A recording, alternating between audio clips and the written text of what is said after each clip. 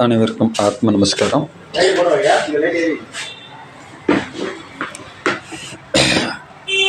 நேற்று நம்ம திருவண்ணாமலையிலேருந்து பஸ்ஸில் ட்ராவல் பண்ணி தேவகோட்டை வந்தோம். வர்ற வழியில் திருச்சியில் ஒரு பஸ்ஸு மாறுறேன். திருச்சியிலேருந்து தேவகோட்டை வரும்போது நடந்த ஒரு சம்பவங்கள், அதை 3 சம்பவம்னு கூட சொல்லலாம். நான் 3 பேர் சீட்டில் உட்காந்துருக்கேன்.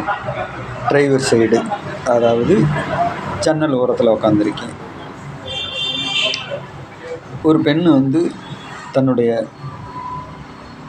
ஒரு 13-14 வயசு குழந்த, 14 வயசு இருக்கலாம், 15 வயசு கூட இருக்கலாம், ஏறினாங்க. என்னுடைய பக்கத்தில் அந்த குழந்தைய உட்கார வச்சுட்டு அவங்க அந்த சீட்டு முனையில் உட்காந்துக்கிட்டாங்க. வண்டி மூவ் ஆகி போயிட்டே இருக்குது. அந்த குழந்தை ஒரு கட்டத்தில் என் ஷோல்டரை தட்டுது கையால். என்னன்னு திரும்பி பார்த்து கேட்குறேன். செய்கை காட்டுது. வாமிட் வருதாம்மா அப்படின்னு சொல்லிவிட்டு நான் விலகிக்கிட்டே ஜன்னல் ஓரத்தில் அந்த குழந்தைய உட்கார வச்சுட்டேன். அப்போ அது வாமிட் எடுக்குது. அவங்க அம்மாட்ட தண்ணி இருந்தால் கொடுங்கம்மான்னு கேட்குறேன். அந்த அம்மா தண்ணி இல்லைன்னு சொல்கிறாங்க. நான் அந்த குழந்தையோடைய தலையை பிடிச்சிக்கிறேன். கவனமாக வாமிட் எடுக்க வச்சு அதுக்கப்புறம் அந்த குழந்த துண்டை அவங்க அம்மாட்ட வாங்கி தொடச்சிக்கிச்சு. மறுபடியும் அது சென்டரில் உட்கார்றதுக்கு வரேன்னு சொல்லுது. நான் சொல்கிறேன், இல்லைம்மா இன்னும் கொஞ்சம் நேரம் வெயிட் பண்ணுமா, மறுபடியும் வந்தாலும் வரும்னு சொல்லிவிட்டு அங்கேயே உட்கார வச்சுட்டேன்.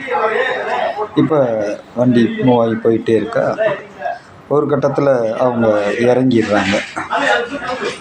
அடுத்து அதே சூழ்நிலை, மறுபடியும் அதே வயசு பொண்ணோட ஒரு அம்மா ஏறுறாங்க. அதே மாதிரி தான் என் பக்கம் அந்த குழந்தைய உட்கார வச்சுட்டு அவங்க சீட்டோட முனையில் உட்காந்துக்கிட்டாங்க. அந்த ட்ராவல் அப்படியே போய்கிட்டே இருக்குது. ஒரு ஸ்டாப் வந்தோடனே அவங்க இறங்கிக்கிட்டாங்க. அடுத்ததாக ஒரு குரூப்பு ஏறுறாங்க. அது இஸ்லாமிய பெண்கள், ஒரு 6-7 இஸ்லாமிய பெண்கள், 2 ஆம்பளையால் அப்படி ஏறுறாங்க. என்னுடைய சீட்டில் ஒரு 8 வயசு குழந்தைய, 2 குழந்தைய உட்கார வச்சுட்டு என் பக்கத்தில் உட்கார வச்சுட்டு அந்த முனையில் ஒரு 25 வயசு இஸ்லாமிய பெண் உட்காந்துருச்சு. மற்றவங்களாம் இடம் கிடைக்காம அங்கங்கே நின்னாங்க. அதுக்கப்புறம் ஒரு அம்மாவுக்கு இடம் கிடச்சிருச்சு போல். அந்த அம்மா பெண் சீட்டில் உட்காந்துட்டு ஒரு குழந்தைய அங்கே அந்த பக்கம் கூப்பிட்டுக்கிட்டாங்க. அடுத்த செகண்டே பார்த்திங்கன்னா எனக்கும் அந்த குழந்தைக்கும் நடுவில் ஒரு பேக் வச்சுட்டாங்க. அந்த தோலில் போட்டுக்கிடுவாங்க இல்லையா பேக்கு, அந்த கை பேக்கை வச்சுட்டாங்க. நான் இதை திரும்பி கவனித்து பார்த்தேன். ரைட்டு, இப்போ பாருங்கள், நம்மளுடைய கலாச்சாரம் பண்பாடு எப்படி இருக்குன்றத இதில் நம்ம கணிச்சு பார்க்கலாம். ஒரு தாய் பஸ்ஸில் ஏறும்போது பக்கத்தில் இருக்கக்கூடிய ஒரு ஐயா, அவர் பக்கத்தில் யாரை உட்கார வைக்கணும்? நாம் ஐயா பக்கத்தில் உட்காந்துக்கிட்டு பிள்ளையை இந்த பக்கம் உட்கார வைக்கலையே. ஏன்னா எனக்கு பிள்ளை, அந்த அம்மாவுக்கு பிள்ளை, அப்போ அந்த ஐயாவுக்கும் பிள்ளை தானே, அது அவருக்கும் குழந்தை தானே. அப்போ குழந்தைய அந்த பக்கம் உட்கார வைக்கிறதுல தப்பு இல்லை. அதே சமயத்தில் நான் இன்னொருவருடைய மனைவி, நான் இவர் பக்கத்தில் உட்கார்றது சாத்தியம் இல்லை. அது நம்ம கலாச்சாரத்துக்கு உகந்ததில்லை அப்படின்னு முடிவெடுக்கிறாங்க. முன்னாடி வந்த அம்மாவும் அந்த முடிவை தான் எடுக்கிறாங்க, பின்னாடி உட்கார்ந்தவங்களும் அந்த முடிவை தான் எடுக்கிறாங்க. இது நீங்கள் கவனித்து பாருங்கள், இது எந்த சட்டத்தில் இருக்குது? இது எழுதப்படாத ஒரு கலாச்சாரம். நம்மளுடைய பண்பாட்டு உயிரிலேயே, எல்லா உயிர்கள்லேயும் இது இருக்குது இல்லையா? இதை நம்ம அப்படித்தானே பார்க்கணும். அப்போ ஒவ்வொருடைய உயிர்லேயும் இது பதிவாகியிருக்கு. சரிங்களா? அடுத்து வந்த அந்த இஸ்லாமிய மக்கள் என்ன செஞ்சாங்க பார்த்தீங்களா? எனக்கும் அந்த குழந்தைக்கு நடுவில் ஒரு பேக்கை வச்சுட்டாங்க. இத்தனைக்கு அது 8 வயசு குழந்தை. ஆனால் இந்த பேக்கை வைக்கிறதுக்கு முன்னாடி யார் இருந்தால் இன்னொரு குழந்தை இருந்துச்சு. அப்போ பாருங்கள், வாய்ப்பு இல்லைன்னா நாங்கள் ஒன்றா இருப்போம், வாய்ப்பு கிடச்சிட்டா நாங்கள் துண்டாகிடுவோம். இந்த மனநிலையை யார் கொண்டாந்து அவங்களுக்குள்ளே புகுத்துனது? நம்ம கொஞ்சம் சிந்திச்சு தான் பார்க்க வேண்டியதாக இருக்குது. வேறு வழி இல்லை, இல்லையா? இப்போ யோசனை பண்ணி பாருங்கள். வண்டி போய்கிட்டே இருக்குது. எனக்கு இந்த பேக்கை வச்சதை பார்த்தோன்னே மனசு கொஞ்சம் கஷ்டப்பட்டுச்சு. ஏன் இந்த குழந்தைக்கும் நம்மளுக்கும் நடுவில் ஒரு இடைவெளியை இவங்க ஏன் உண்டாக்குறாங்க அப்படின்னு மனசு கொஞ்சம் கஷ்டப்பட்டுச்சு. அடுத்த செகண்டு என்ன நடந்துச்சு தெரியுமா? ரொம்ப ஆச்சரியமாக இருக்குது. என்னால் கூட நம்ப முடியலை. நீங்கள் எப்படி நம்ப போகிறீங்களோ தெரியல. டிரைவர் லேசாக லெஃப்ட் சைடு வண்டியை ஓடிச்சார்.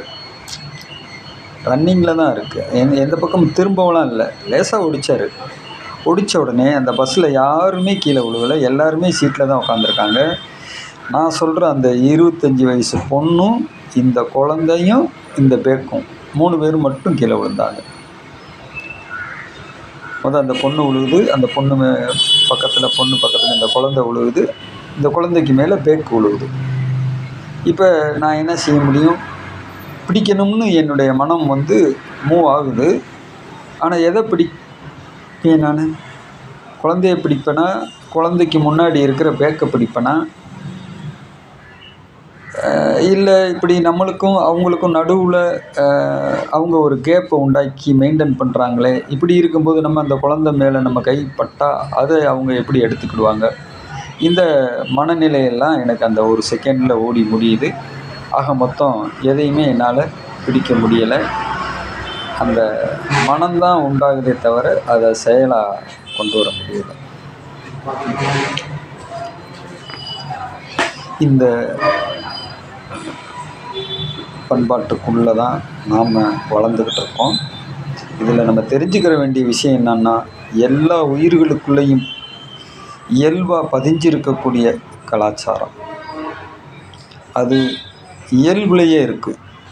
இந்த இயல்பைத்தான் அவங்க கலாச்சாரமாக கொண்டாந்துருக்காங்க. அப்போ இயல்புக்கும் கலாச்சாரத்துக்கும் பெரிய வித்தியாசம்லாம் கிடையாது. நம்ம இயல்புலேருந்து விலகிடக்கூடாதுன்றதுக்காக தான் அதை கலாச்சாரமாக வடிவமைச்சிருக்காங்க, இல்லையா? இதை யார் உருவாக்குனா? சித்த புருஷர்கள் தான் உருவாக்குனாங்க. சரி, அந்த இஸ்லாமிய பெண்கள் அவங்க செஞ்ச செயல் பாதுகாப்பு கருதி அல்லது முன்னெச்சரிக்கை அப்படி எடுத்துக்கிடலாமா அப்படின்னு கேட்டிங்கன்னா, அது உங்கள் சாய்ஸ், இல்லையா? இயல்பிலிருந்து நம்ம மாறும்போது இந்த விபத்துக்களை நம்ம சந்திக்க வேண்டியது வருது, இல்லையா? ஏன்னா அந்த பஸ்ஸில் இருந்து யாருமே கீழே விழுகலை, நான் உள்பட கீழே விழுகலை. இந்த சம்பவத்தில் ஈடுபட்டவங்க மட்டும் கீழே விழுந்து எழுந்திருக்கிறாங்க. இந்த பூமி தாயும் அப்படி தான் இந்த மனித குலத்தை வழி நடத்தும். யார் இயல்பில் இருந்து மாறுறாங்களோ அவங்கள கீழே தள்ளி விட்டுரும். ஆத்ம நமஸ்காரம்.